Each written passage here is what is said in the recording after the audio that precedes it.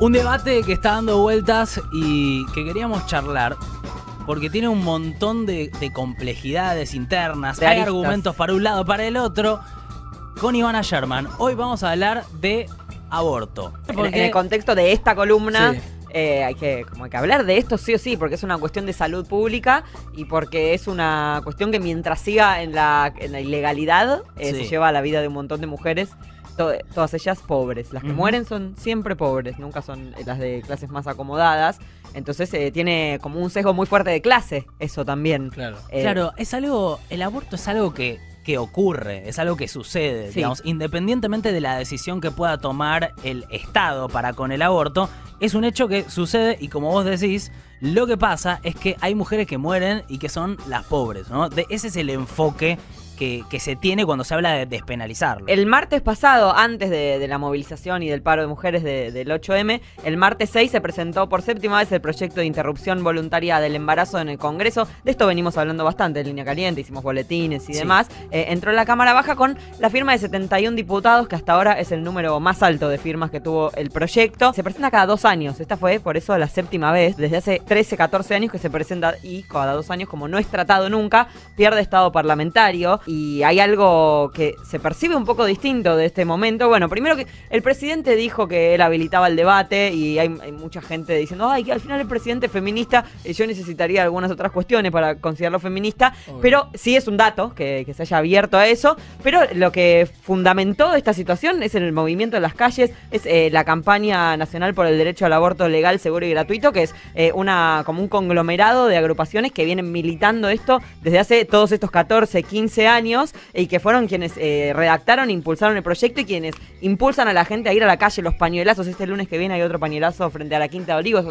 Viene más de las bases y de un pedido popular de necesidad de aborto legal, seguro y gratuito. Igual si el proyecto sale, pueden vetarlo si quieren, ¿no? Sí, hay lo que planteó, por ejemplo, Pinedo cuando le consultaron es que Macri podría llegar a vetar el proyecto. Sí, ya vetó el protocolo de aborto no punible en la ciudad cuando era jefe de gobierno. Ahora, a mí me parece que si vos, como gobierno, incluso él en la apertura de sesiones ordinarias dice, vamos a dar el debate, me parece que después lo que tenés que hacer es aceptar el resultado de ese debate. Está implícito en abrir el debate. Yo creo que sería un costo político muy alto para Macri vetar ese proyecto si se llega a aprobar, porque es como que todo este capital político que tiene por haber, entre comillas, permitido el debate para dialogar. Esto le vuelve como un boomerang con el efecto contrario. Esperemos que acepte lo que decían las cámaras, pero también esperemos que las cámaras decidan aprobarlo, ¿no? Que es lo fundamental para que urgente dejen de morirse mujeres.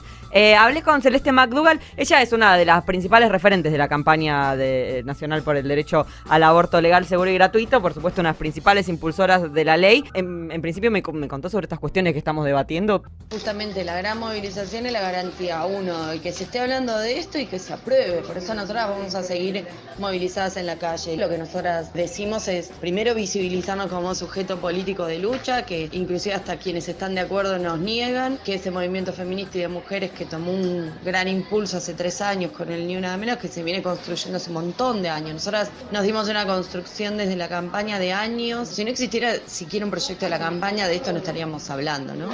O sea, es muy importante el trabajo que vienen haciendo y el movimiento de mujeres que ahora empiezan a cristalizarse un montón de cosas, pero que justamente se pueden cristalizar porque llevan años y años de lucha. Unos breves datos se mencionan mucho todo el tiempo, sobre todo en Blue, así que no es tan necesario hoy meternos en eso, pero alrededor de 500.000 de abortos son los que hay por año. Es imposible tener un número fehaciente porque precisamente es ilegal. Entonces se depende de datos del Ministerio de Salud, de certificados de defunción por abortos, de gente internada, hospitalizada o de abortos que son atendidos en los hospitales. Las complicaciones por abortos inseguros son la principal causa evitable de mortalidad de personas gestantes, de muertes maternas, y alrededor de 100 mujeres mueren al año en Argentina por abortos con complicaciones. También es un número que es imposible de tener estricto porque es ilegal, entonces no lo podemos saber. Según un estudio de la Organización Mundial de la Salud, estudio que recoge en realidad la OMS, en los países donde el aborto está completamente prohibido o solo se permite en casos específicos como salvar la vida de la mujer y demás, solo 1 de cada 4 fue seguro. Y en cambio en los países donde está legalizado, 9 de cada 10 abortos, o sea, el 90%, son seguros y nadie corre riesgo por practicarse un aborto. Por eso es importante también sacarle ese estigma. No es que por el simple hecho de abortar, tu vida corre riesgo. Simplemente lo corres si lo estás haciendo en condiciones... Claro, es un procedimiento relativamente simple, ¿no? Lo que pasa es que hay que hacerlo en condiciones de salubridad. Y hay 2 métodos recomendados por la Organización Mundial de la Salud en la Guía Técnica de Políticas para Sistemas de Salud, precisamente de la Organización Mundial de la Salud, que son el método AMEU, que es la aspiración manual, y el misoprostol, tan ponderado ahora, del que finalmente se empezó a hablar después de ese día en Intrusos, Sí. en el que la señorita Bimbo habló del misoprostol y mucha gente... Hay remeras ahora que dicen googlea misoprostol, hay tatuajes de googlea misoprostol y demás, que es un medicamento que se produjo en los 80 para el tratamiento de úlceras, de algunas dolencias de distinto tipo, pero que se descubrió que tiene un uso ginecológico para la interrupción voluntaria del embarazo, y por eso la OMS lo recomienda, porque es uno de los métodos más seguros que se puede aplicar en la propia casa. Con esto no quiero decir vayan a conseguir misoprostol como sea y aplíquenselo. Quiero decir, buscar un médico piola que te pueda asesorar, que te pueda dar la receta, porque se vende con receta que queda archivada. Entonces, en un contexto en el que el aborto es ilegal, vos podés tener un problema judicial si lo usaste para algo que no Claro, era claro. el fin. O sea, esos son los conflictos con la no legalización del aborto, que todas las mujeres y los médicos que necesitan practicarlo corren riesgo de ser judicializados. Es una locura. Claro, por eso se sigue haciendo, pero en la clandestinidad, digamos. Ese es el punto central, que es que se está empujando a las mujeres a la clandestinidad de algo que se hace de todas maneras. Esto para mí hay que repetirlo porque todas las sucede veces de que sea todas necesario, formas. porque incluso con la peor prohibición, que es la que tenemos ahora, sigue pasando y hay mujeres que mueren. Entonces, evidentemente, la respuesta del Estado no es la correcta. Y el jueves en la marcha, cuando se leyó el documento, con todas las organizaciones que participaron de las asambleas y demás, uno de los reclamos más fuertes y más aclamados fue que el misoprostol sea declarado medicamento ginecológico y que sea de producción estatal, porque hay un solo laboratorio que lo produce, es muy difícil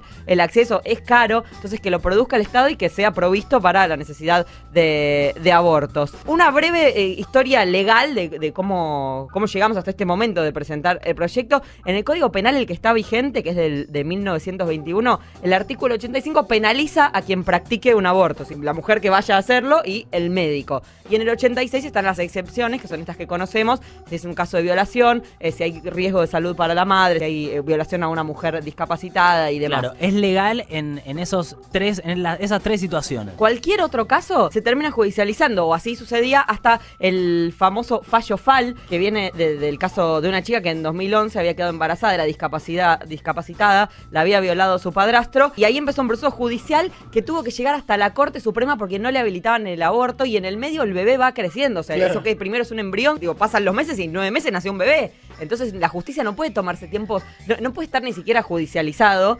Y tomó todo ese tiempo, finalmente se practicó, y ese fallo FAL, que es por las iniciales de la chica embarazada, determinó que no se puede judicializar más los casos de aborto no punibles. Si vos necesitas practicarte un aborto no punible, tienen que adherir al protocolo, realizártelo sin pedirte nada más A que tu cumplir la declaración jurada. Me violaron y me tenés que realizar el aborto. Celeste McDougall resume brevemente por qué fue tan importante este fallo.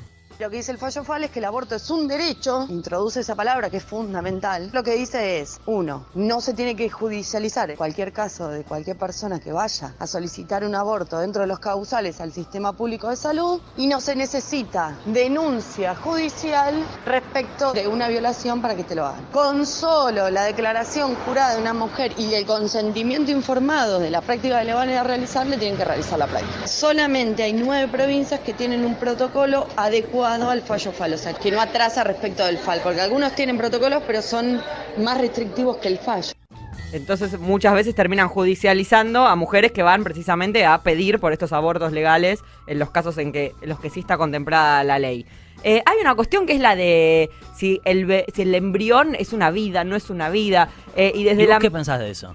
Yo pienso que no, pero me importa poco lo que piense yo, porque en realidad hay que hablar desde la ciencia. Tampoco me importa, la verdad, lo que piensa un religioso.